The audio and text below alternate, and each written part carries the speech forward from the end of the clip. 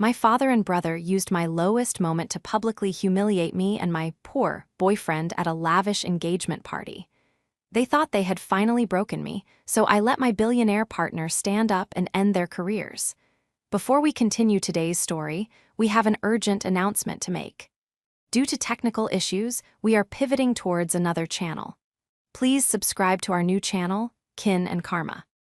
You can find the link in the video description, the pinned comment, and the collaboration tag on this video. Make sure to switch over now so you don't miss out. Thank you for your support. Now back to the story.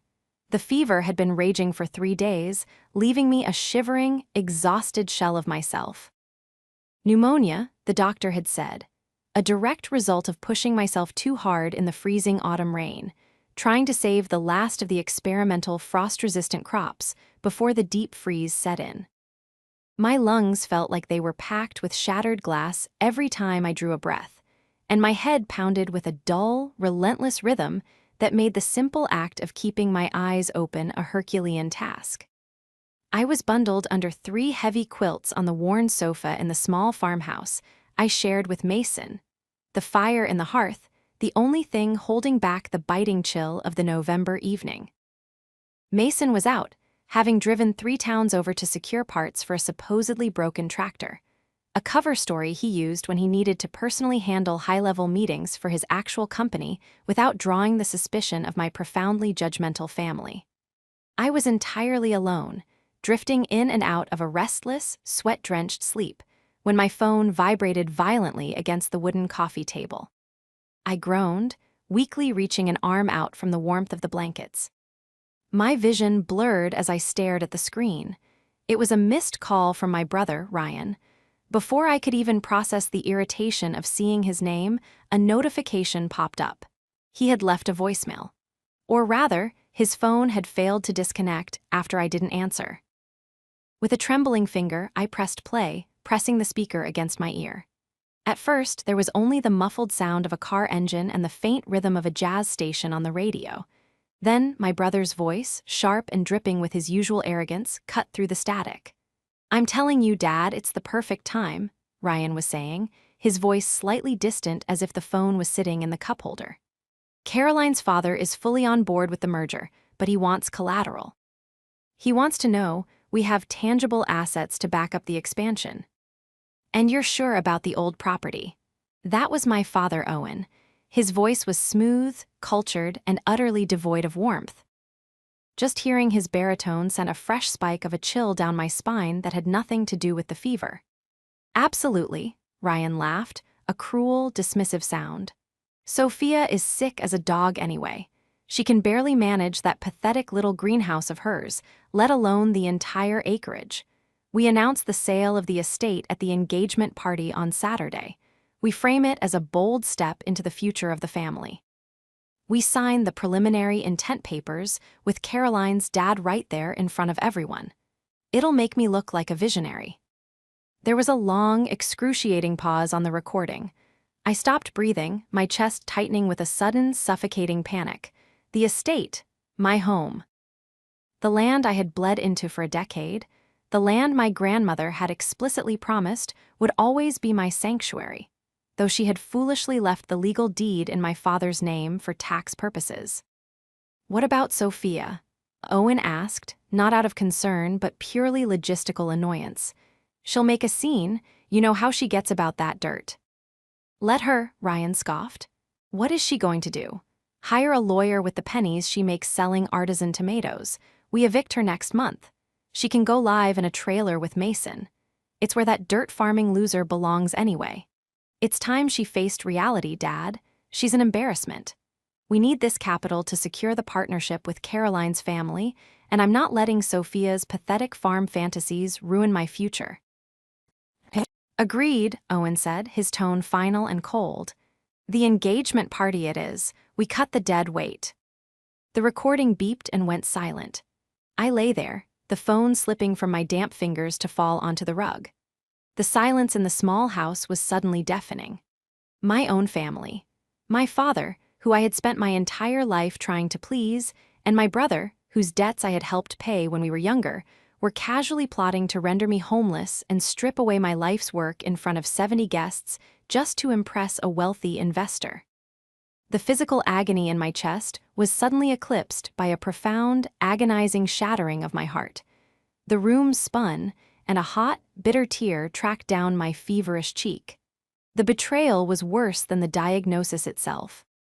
The morning sunlight was pale and indifferent as it filtered through the frosted window panes, casting long, sharp shadows across the hardwood floor. I was still on the sofa, wrapped in the quilts, staring blankly at the dead ashes in the fireplace. The voicemail played on a loop in my mind, a toxic mantra that poisoned every thought. My fever had broken slightly in the night, leaving me weak and hollowed out, but my mind was racing with a terrifying, icy clarity. When Mason walked through the door just after dawn, smelling of cold air and expensive hotel soap, a lingering trace of his secret corporate life, he took one look at my face and dropped his travel bag. He rushed over, his large, warm hands gently framing my face. "Soph, what's wrong?" "You look worse than yesterday," he said, his dark eyes filled with genuine panic. Mason, the man my family thought was a simple farmhand struggling to make ends meet, was the most grounded, fiercely protective person I had ever known. "They're taking the farm, Mason," I whispered, my voice cracking, barely audible. I explained the voicemail, every cruel word, every dismissive laugh. I watched the transformation in his eyes. The soft, worried gaze of my partner hardened into something sharp and dangerous. The CEO of a billion-dollar agricultural empire, a man who ruthlessly negotiated with international conglomerates, briefly flashed beneath his flannel shirt. "We can buy it," he said immediately, his voice low and firm. "I'll make an anonymous offer through one of the holding companies today. Double whatever Caroline's father is offering. We won't let them take your home." "No," I said, grabbing his wrist. "If you buy it anonymously, they still win. They get the money, they get the status, and they think they crushed me." I took a shaky breath, the anger finally burning through the fog of illness. "I want them to try it. I want them to try and do it in front of everyone." Before Mason could reply, the crunch of tires on the gravel driveway shattered the quiet. We both looked out the window to see a gleaming, silver Mercedes SUV pulling up to the edge of the dirt path, deliberately parked far enough away to avoid the mud. "Speak of the devil," Mason muttered, his jaw clenching. "It was my father, Owen." Mason helped me sit up, wrapping an extra blanket around my shoulders, before stepping back to lean against the kitchen counter, adopting his best, simple laborer posture. The door opened without a knock. Owen stepped inside, bringing a gust of freezing air and the suffocating scent of expensive cologne with him. He looked around the cozy, rustic room with barely concealed disgust, his eyes lingering on the muddy boots by the door and the worn fabric of the sofa. "Sophia," Owen said smoothly, not moving an inch closer to me. He was dressed impeccably in a tailored charcoal overcoat and a silk scarf, looking wildly out of place in our farmhouse. "You look terrible. Have you seen a real doctor, or are you just drinking herbal tea and hoping for the best?" "I have pneumonia, Dad," I said, keeping my voice utterly flat. "I'm on antibiotics." "Right, well," he sighed, checking his gold Rolex. "I don't have long. I came to ensure you are well enough for Saturday. Ryan's engagement party is the most important night of his life, and by extension, this family's future.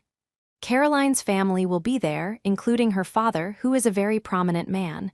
I expect you to be there, and I expect you to look presentable." His eyes slid past me to where Mason was standing quietly by the counter. Owen's lip curled in a familiar, condescending sneer. "And you," Owen said, addressing Mason as if he were a particularly slow child. "If Sophia insists on bringing you, I suggest you find a suit that doesn't smell like fertilizer. Keep your mouth shut, stay in the back, and try not to embarrass us.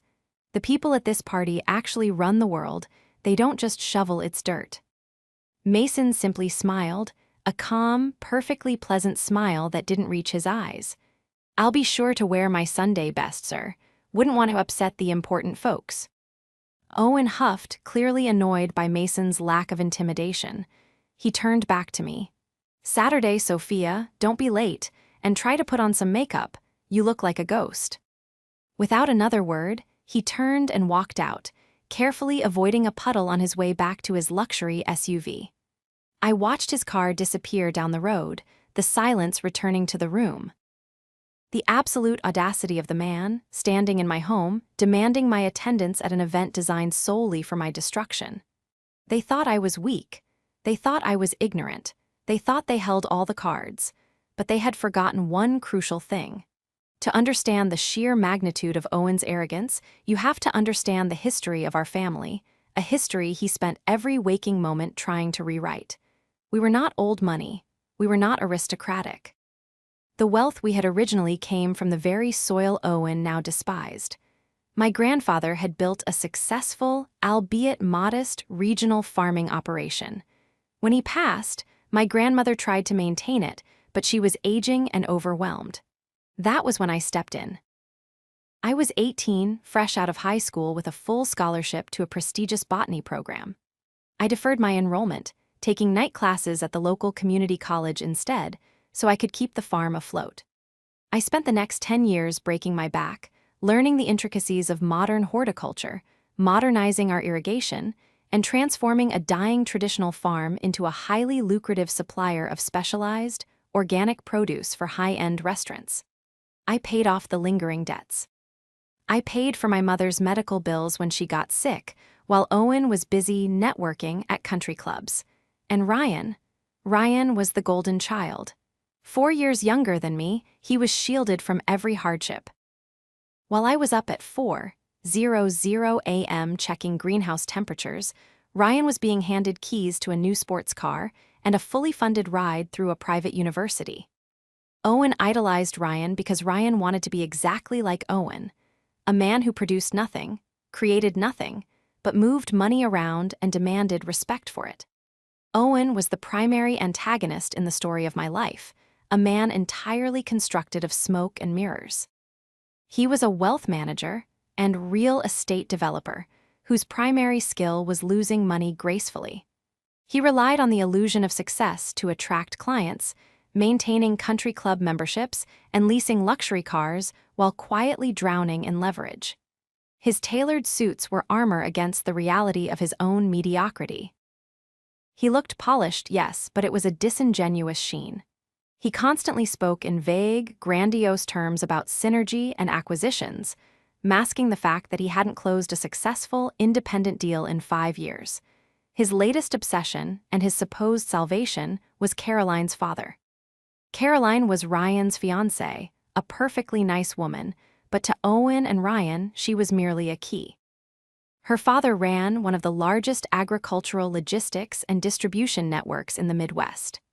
Owen's grand plan was to force a partnership by offering the family land, my land, as a cornerstone asset for a new regional distribution hub.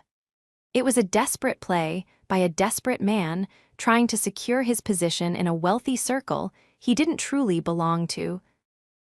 For years, Owen had made a sport of belittling me. He hated the farm because it reminded him of his own working-class roots. He hated my profession because he viewed physical labor as a moral failing.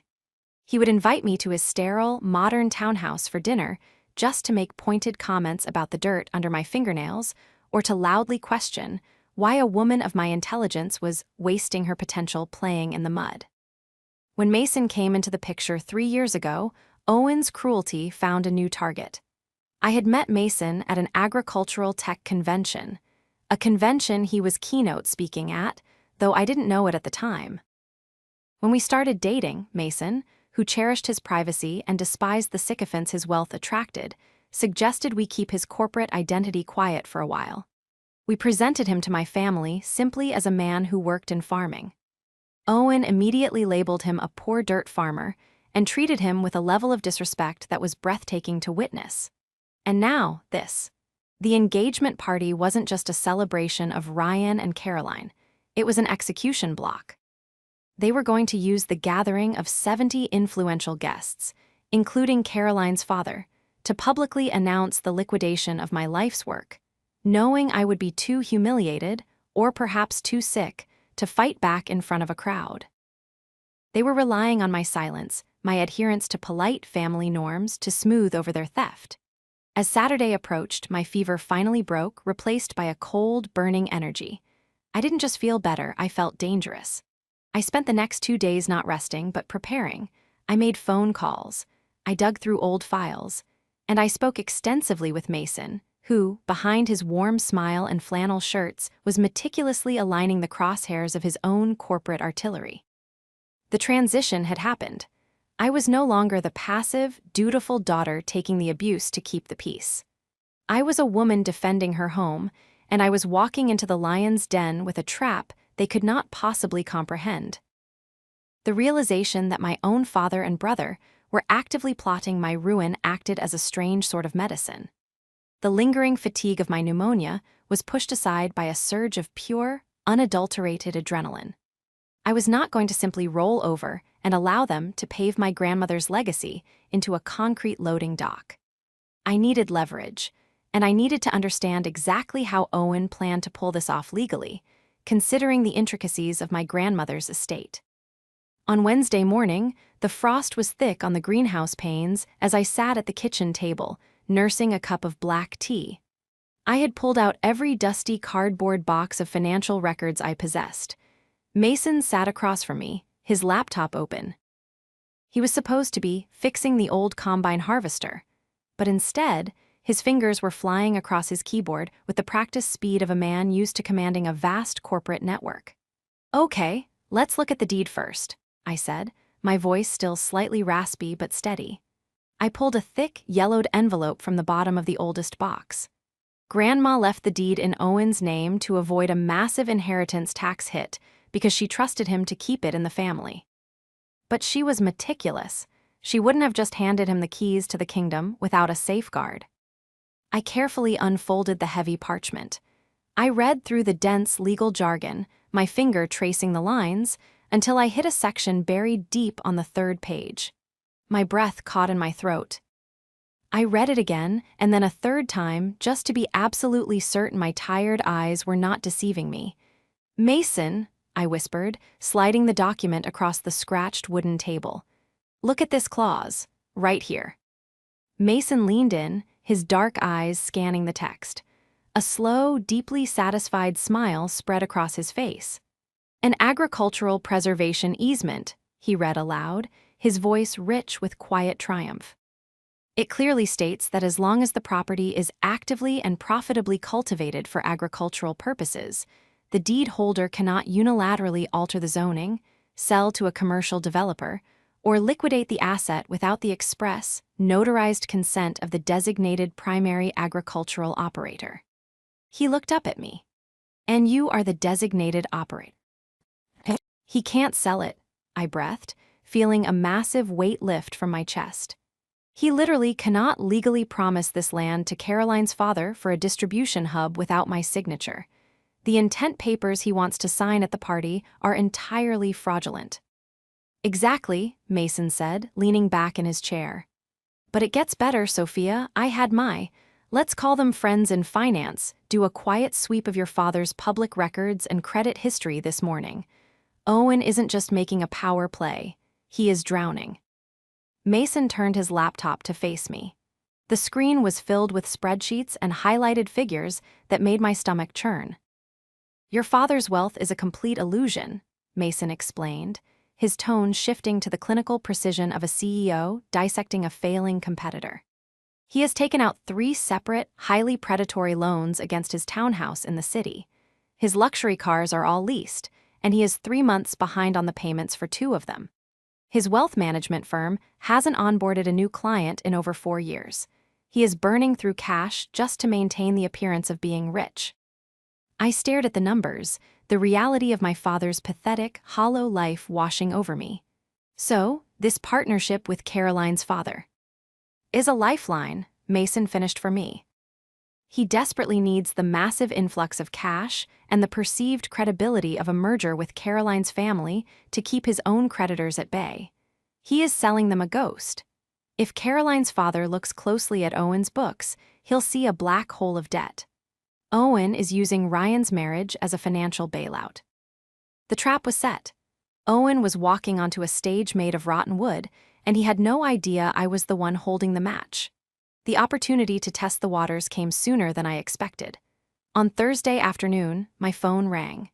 It was Owen, demanding that I meet him and Ryan for a family planning lunch at a pretentious, ridiculously expensive bistro downtown. I knew exactly what this was, an attempt to lay down the law and dictate my behavior for the engagement party. I arrived at the restaurant wearing a simple, clean sweater and jeans, standing in stark contrast to the sea of tailored suits and designer dresses around me. I spotted them in a corner booth. Owen was wearing a pristine navy suit, adjusting his silk tie, while Ryan sat beside him, animatedly checking his expensive watch. I slid into the booth opposite them. Neither of them offered a greeting or asked how I was feeling. "Good, you're here," Owen said, not bothering to look up from his menu. "I took the liberty of ordering you a salad. You need to fit into whatever dress you're wearing on Saturday. Now, let's get straight to the point." He folded his hands on the white tablecloth, leaning in with a practiced, intimidating glare. "Saturday is a critical night. Caroline's family is very traditional, and her father is a man of immense influence. I will not have you wandering around looking like a stray dog, and I certainly will not have you talking about your little gardening projects." Ryan scoffed, taking a sip of his sparkling water. "Seriously, Sophia, don't embarrass me. Keep your mouth shut, smile, and for the love of everything, do not bring that dirt-shoveling boyfriend of yours. He smells like a barn, and I'm not having him ruin the aesthetic of my engagement photos." I sat perfectly still, letting their insults wash over me. A few days ago, this would have crushed me. Today, it was just background noise. I looked directly at my father, holding his gaze until he shifted uncomfortably. "Tell me, Dad," I said, my voice low, steady, and loud enough for only our table to hear. "How exactly do you plan to explain the agricultural preservation easement to Caroline's father when you try to sell him my farm?" The silence that hit our table was absolute. The background clatter of silverware and polite conversation seemed to fade away. Owen's face, usually a mask of smug superiority, instantly drained of all color, turning an ashen, sickly gray. What are you talking about?" Owen stammered, his polished facade cracking in an instant. "The easement," I repeated slowly, enunciating every syllable. "The clause in Grandma's will that explicitly states you cannot sell or develop the land without my notarized consent. Did you think I would never read the deed to my own home?" Ryan looked back and forth between us, his brow furrowed in genuine confusion. "Dad, what is she talking about? You said you own the land free and clear. You said we were signing the transfer intent on Saturday." Owen's shock quickly morphed into cornered, desperate rage. The veins in his neck bulged against his tight collar. "You have no idea what you're talking about, Sophia," he hissed, leaning across the table, his eyes wide and frantic. "That clause is ancient. It's unenforceable. I have lawyers who can crush that little piece of paper in 5 minutes." "I don't think you do," I replied calmly, taking a sip of my water. "Because lawyers cost money. And according to your public financial records, you are currently juggling 3 separate predatory mortgages on your townhouse and hiding from the repo men for your leased Mercedes. You are millions in debt, Dad. You are completely broke." "Shut up," Owen snapped, his voice rising enough to draw a concerned look from a passing waiter. He slammed his hand flat on the table, rattling the silverware. "You are an ungrateful, lying, delusional girl. You are jealous of Ryan's success, and you are trying to sabotage him with these ridiculous fabrications." "Are they fabrications?" I asked, looking at Ryan. My brother looked pale, his eyes darting around nervously. "Ask him to show you his portfolio, Ryan. Ask him to show you the actual balances, not the printed summaries he creates himself." "Don't listen to her, Ryan," Owen commanded, his voice shaking with poorly suppressed panic. He pointed a trembling finger at my face. "You listen to me, Sophia. You will attend that party. You will stand in the back, and you will keep your mouth shut. If you breathe a word of this insane fantasy to Caroline's family, I will have you physically thrown out of the venue, and I will have my crew bulldoze your precious greenhouse by Monday morning. Do you understand me? He was terrified. His threats were sloppy, loud, and entirely empty, but he was too arrogant to realize I could see right through him. I didn't answer him. I simply stood up from the booth, dropped a $20 bill on the table to cover my uneaten salad, and walked out of the restaurant, leaving them to marinate in their own panic. My father was not a man who took a threat to his ego lightly. By Friday morning, less than 24 hours before the party, he made his desperate countermove to regain control. I was in the far greenhouse, carefully cataloging the survival rate of the frost-resistant seedlings, when I heard the heavy rumble of diesel engines. I stepped out into the freezing morning air to see 3 large, commercial surveying trucks parked haphazardly across the front lawn, their heavy tires tearing deep, muddy trenches into the carefully manicured grass. A team of men in neon vests was already unloading tripods and laser measuring equipment, loudly calling out coordinates.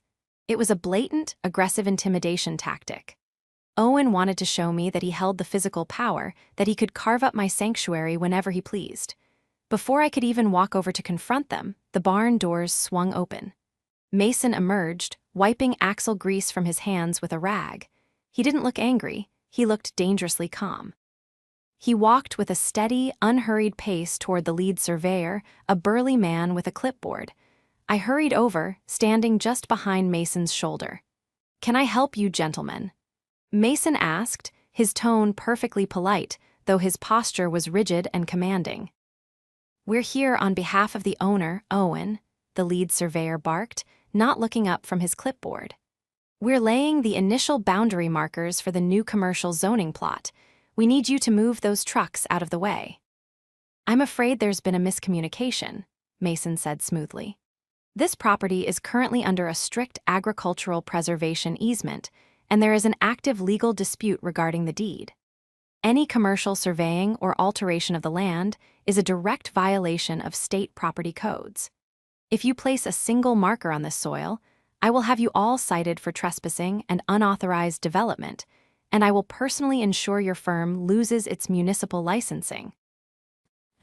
The surveyor finally looked up, his eyes narrowing as he took in Mason's flannel shirt and grease-stained hands.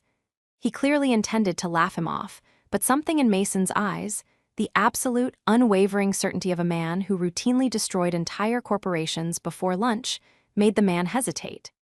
"I have a work order," the surveyor said, his voice losing its bravado. "And I have an attorney on speed dial who will tie your company up in litigation for the next decade," Mason countered evenly. "Pack up your gear and leave, now." The surveyor looked at Mason, looked at me, and then muttered a curse under his breath. He waved his arm at his crew. "Pack it up. We're not getting paid enough to deal with a legal mess." Within 10 minutes, the trucks were gone, leaving only the deep, muddy scars on the lawn. The victory was satisfying, but it was short-lived. That evening, as the sun dipped below the horizon and cast long, gloomy shadows across the fields, the roar of a sports car engine shattered the quiet. It was Ryan. He marched up the porch steps and hammered his fist against the front door until I opened it. He looked frantic, his hair disheveled, the tailored elegance of his usual appearance completely unraveled. "What is wrong with you?" Ryan screamed, pushing past me into the hallway. "Dad is having a complete breakdown. The surveyors called him and said you threatened to sue them. Are you actively trying to ruin my life, Sophia?" I closed the door calmly. I walked over to the hall table, picked up a thick manila folder I had prepared earlier that afternoon, and held it out to him. "I am trying to save your life, Ryan," I said quietly. "Dad is using you. He is using your marriage to bail himself out of bankruptcy. Look at these papers. These are the actual, verified public records of his debts, the foreclosure notices, the liens, read them." Ryan stared at the folder as if it were a venomous snake. He shook his head violently, taking a step back. No, I'm not looking at your fake documents. You're just jealous. You've always been jealous that Dad loves me more, that I'm actually successful while you play in the dirt. You're trying to sabotage the biggest deal of our family's history because you're bitter and alone." "Ryan, please," I pleaded, my heart breaking for him despite everything. "He is lying to you. He is lying to Caroline's father. If you sign those papers tomorrow night, you will be complicit in massive financial fraud. They will destroy you when they find out. The only one who is going to be destroyed is you." Ryan shouted, his face red with a desperate, terrified anger. He slapped the folder out of my hand, sending the papers scattering across the hardwood floor. "Tomorrow night is going to be perfect. Dad is going to announce the deal, we are going to secure our future, and you are going to sit in the corner and watch us win. And after tomorrow, you are dead to me." He turned and stormed out, slamming the door so hard the glass panes rattled in their frames. I stood in the quiet hallway, looking down at the scattered proof of my father's lies. Ryan had made his choice. He was too deeply entrenched in the illusion to save himself. The loyalty to his family was entirely one-sided. I bent down, slowly gathering the papers back into the folder. I felt no more sorrow, no more hesitation. I had tried to warn him. Now, there was nothing left to do but let the fire burn them to the ground. Tomorrow was the engagement party. And I was going to wear my best dress. The drive to the Grandview Country Club took exactly 45 minutes, but sitting in the passenger seat of Mason's heavy-duty farm truck, it felt like a lifetime.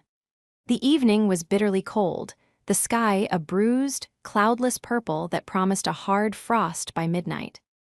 I stared out the window at the passing silhouettes of bare trees, my mind cycling through a dozen different scenarios, each one ending in a spectacular public collision.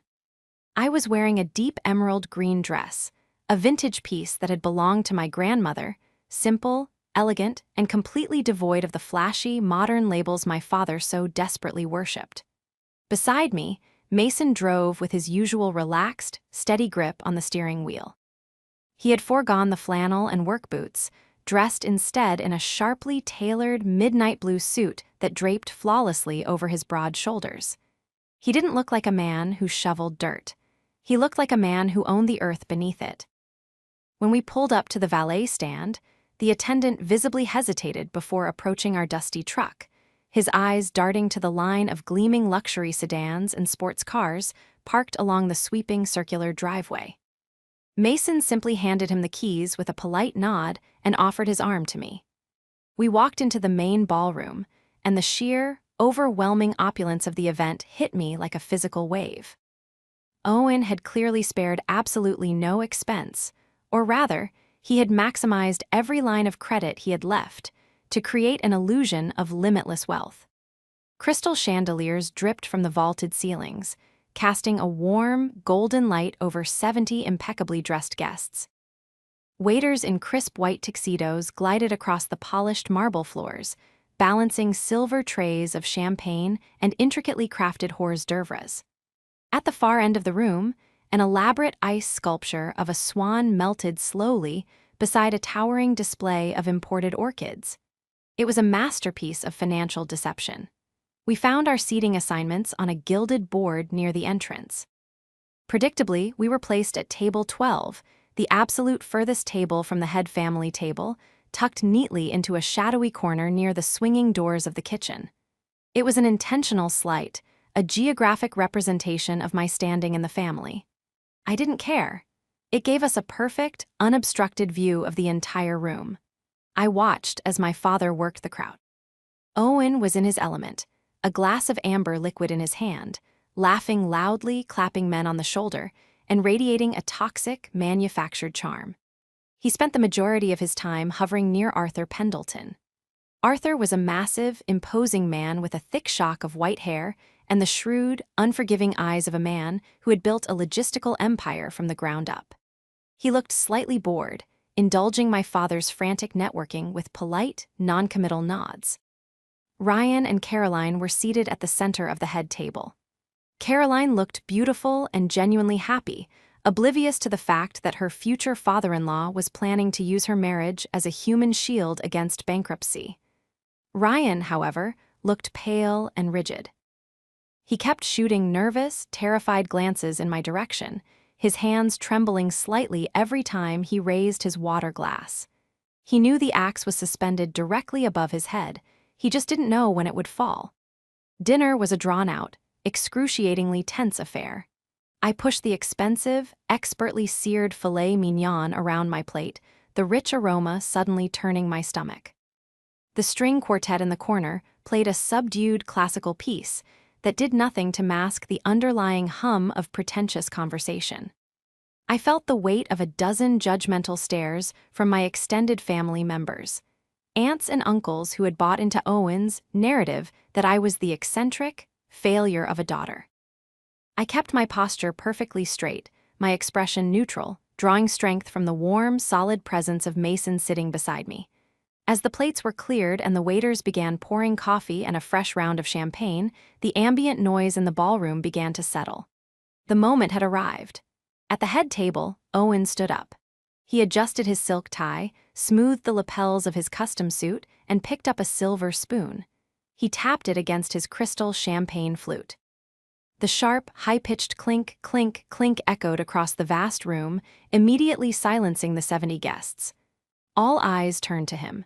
He smiled, a broad, victorious, terrifyingly arrogant smile. "Family, friends, esteemed guests," Owen began, his deep baritone voice carrying effortlessly over the crowd. He possessed a natural theatricality, a polished cadence that made people lean in and listen. "We are gathered here tonight in this magnificent venue, not just to celebrate the union of two wonderful young people, but to celebrate the joining of two great families. Two legacies of ambition, of drive, and of unparalleled success." He gestured expansively toward Arthur Pendleton, who offered a brief, restrained nod in return. "I have always believed that a man is measured by the legacy he leaves behind, and by the children he raises to carry that legacy forward into the modern age," Owen continued, his voice swelling with manufactured emotion. He turned his gaze down to Ryan, placing a heavy, affectionate hand on his son's shoulder. "Ryan, my boy, you have exceeded every expectation I ever placed upon you. You are a titan in the making. You understand the value of a dollar, the art of the deal, and the importance of expanding our family's footprint. To our successful son, our pride and joy." The room erupted into polite applause. Glasses were raised. Ryan managed a tight, uncomfortable smile, his eyes darting frantically to me again. Owen waited for the applause to die down completely. He took a sip of his champagne, his eyes scanning the room until they found me, sitting in the shadows at table 12. The warm, fatherly facade instantly vanished, replaced by a cold, calculating cruelty. This was the moment he had orchestrated. This was the public execution. He smirked at me, his voice dropping slightly, laced with a venomous pity designed to humiliate. "And you," he said, the microphone amplifying the sheer condescension in his tone. "Still in love with that poor farmer, still playing in the dirt while the rest of us build the future." A collective, sharp intake of breath echoed through the ballroom. The polite smiles on the faces of the guests froze. A few people shifted uncomfortably in their chairs, looking down at their laps, mortified by the blatant, unprovoked cruelty of the patriarch. The silence that followed was suffocating, thick with second-hand embarrassment and shock. I didn't flinch. I didn't cry. I didn't lower my eyes. I kept eating my small slice of chocolate dessert, entirely silent, chewing slowly and deliberately, holding his gaze across the sea of tables. The absolute stillness of my reaction seemed to unnerve him for a fraction of a second, a flicker of doubt crossing his polished features. Before Owen could open his mouth to deliver whatever final, crushing blow he had prepared, the heavy scrape of a chair moving against the marble floor shattered the silence. Beside me, Mason stood up. He didn't rush. He buttoned the center button of his tailored jacket with infuriating slowness. He stood at his full, imposing height, his dark eyes locked not on Owen, but on the head table. At that exact moment, Arthur Pendleton, who had been staring down at his coffee cup, looked up. He squinted across the dimly lit room, his brow furrowing in confusion. He adjusted his glasses, leaning forward over the table, his eyes widening in sudden, absolute shock. Arthur pushed his chair back with a loud screech, practically scrambling to his feet.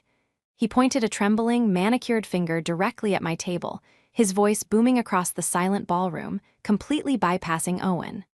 "Wait," Arthur blurted out, his voice cracking with a mixture of disbelief and deep, professional reverence. "That's you, Mason Caldwell, the CEO of Horizon Agricultural Holdings. Then the whole room went dead quiet. It was a silence so profound, so absolute, that I could hear the faint hum of the refrigeration units in the kitchen behind us. The air was entirely sucked out of the room. Owen froze, his champagne flute hovering inches from his mouth. The smug, victorious smirk literally slid off his face, replaced by a mask of slack-jawed, uncomprehending horror. He looked from Arthur to Mason, his brain desperately trying to process a reality that completely contradicted his entire worldview. "Arthur, what are you talking about?" Owen stammered, his polished baritone suddenly weak and reedy. "This is Mason. He's a farmhand. He drives a tractor." Arthur didn't even look at Owen. He was staring at Mason as if he had just seen a ghost. "A farmhand? Owen, you absolute fool," Arthur scoffed, his voice ringing with disgust. "Horizon Agricultural Holdings owns 80% of the commercial farmland in a 3-state radius. They control the patents on the drought-resistant seed technology my entire supply chain relies on. I have been trying to secure a 10-minute phone call with Mr. Caldwell's executive assistant for 6 months."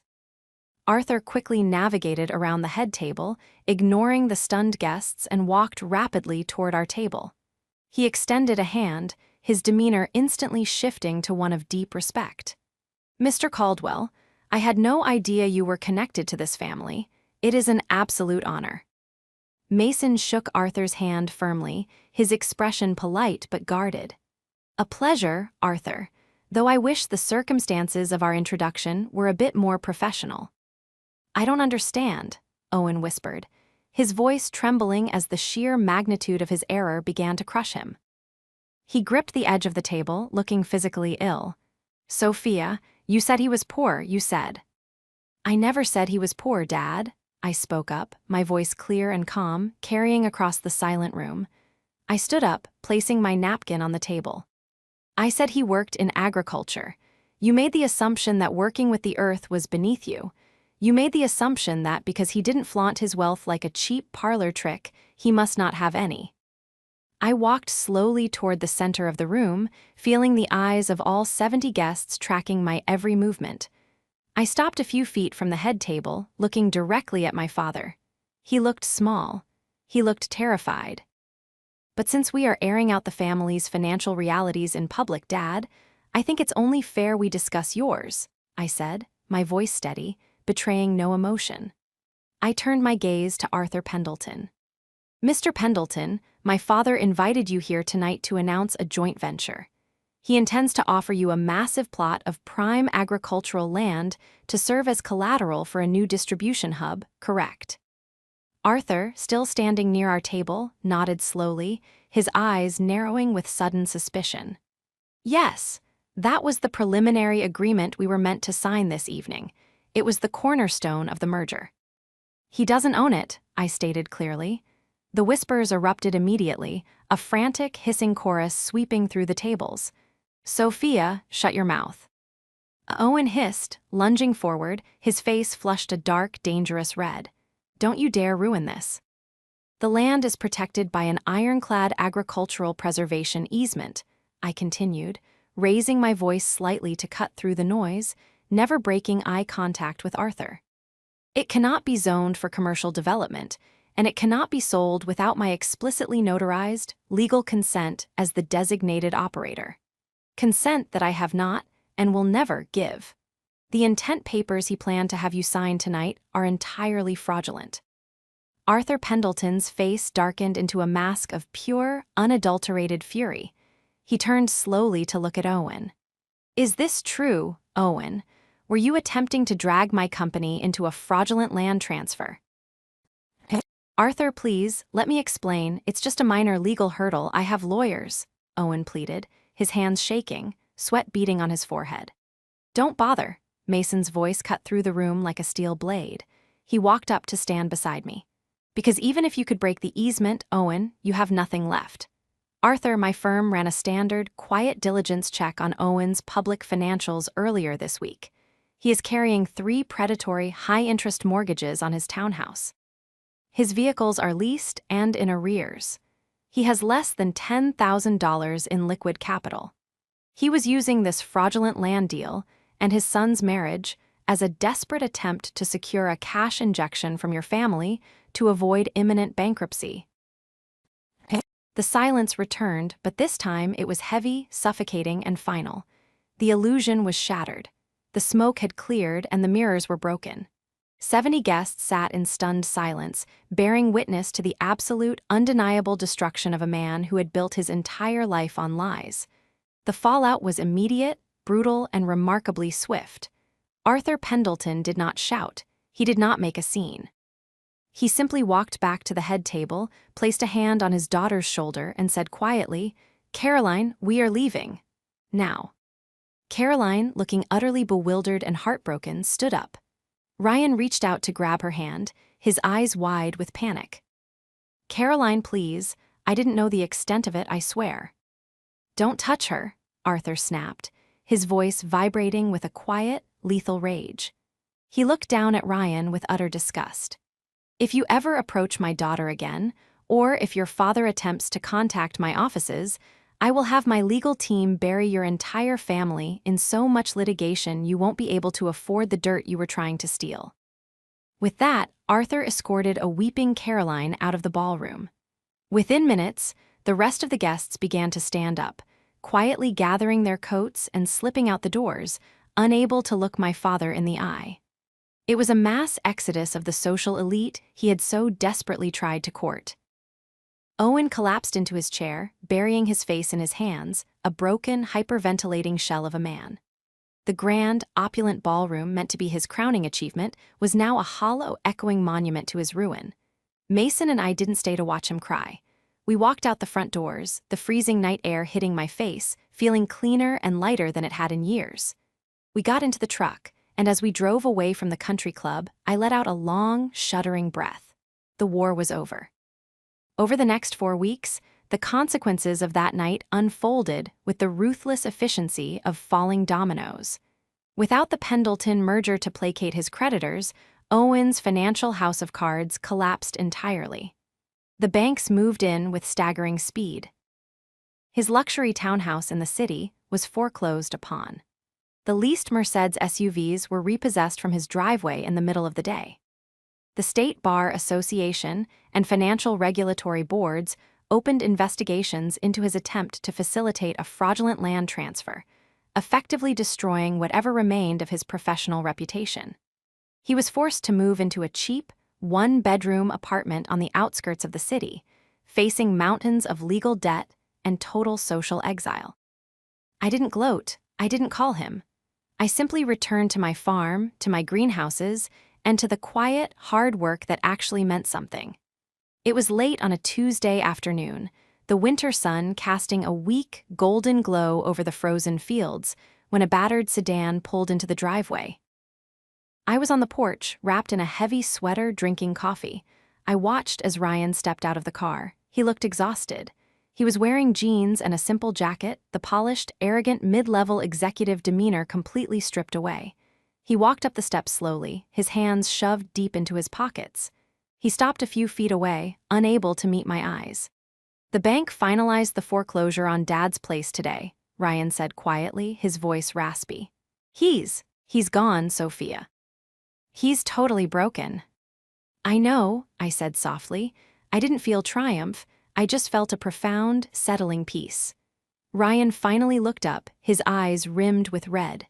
"Caroline won't return my calls.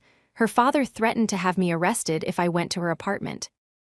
I lost my job at the firm because of the association with Dad's fraud investigation." He swallowed hard, his shoulders slumping. "You were right, about everything. He used me, he lied to me, and I let him do it because it was easier than actually working for a living." He took a shaky breath, tears pooling in his eyes. "I'm so sorry, Sophia, for the things I said, for not stopping him, for treating you and Mason like you were nothing. I was so arrogant, I was so stupid." I looked at my younger brother, seeing past the cruelty of the last few years, seeing the scared, misguided boy who had desperately wanted the approval of a toxic father. The anger I had held onto for so long felt suddenly useless. "You were stupid, Ryan," I agreed gently. But you're out from under his shadow now. You get to decide who you want to be from this day forward. I stood up, walked over, and pulled him into a tight, fierce hug. He tensed for a second before breaking down entirely, sobbing into my shoulder as the last remnants of our father's toxic legacy washed away. It was the first step on a very long road to healing, but it was a step in the right direction. Later that evening, Mason and I stood by the edge of the large pasture, watching the sun dip below the tree line, painting the sky in brilliant strokes of orange and violet. The farm was quiet, safe, and entirely mine. Mason wrapped a warm arm around my waist, pulling me close against his side. "So," he murmured, his breath warm against my ear. "What's the plan for tomorrow, boss?" I leaned my head against his shoulder, looking out over the land that had survived the storm. "Tomorrow," I smiled, feeling the deep, resonant truth of the word, "we plant the new seeds."